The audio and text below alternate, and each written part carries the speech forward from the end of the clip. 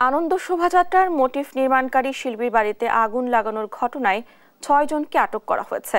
বুধবার অভিযান চালিয়ে সন্দেহভাজন তাদের আটক করে পুলিশ।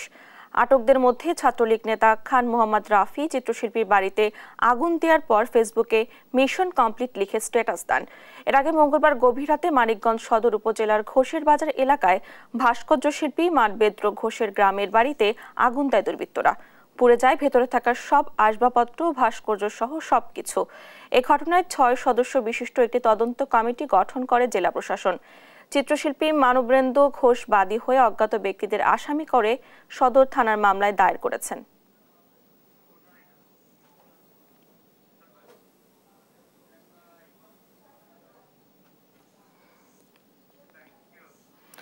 এ বিষয়ে জানাতে সরাসরি যুক্ত হচ্ছেন সহকর্মী আব্দুল আলিম।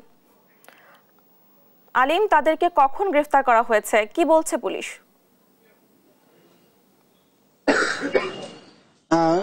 মানিকগঞ্জের সদর উপজেলার গড়পাড়া ইউনিয়নের ঘোষের বাজার এলাকায় যে চারুশিল্পী মানবেন্দ্র ঘোষের বাড়ি, তো এই পয়লা বৈশাখ উপলক্ষে যে চারুকলার ইনস্টিটিউটের যে আয়োজনে যে শোভাযাত্রা হয়, সেখানে যে মোটিভটি তৈরি করা হয়েছিল সেটি কারিগর ছিল এই মানবেন্দ্র ঘোষ। এই মোটিভকে তৈরিকে কেন্দ্র করে এলাকায় একটি গজব উঠেছে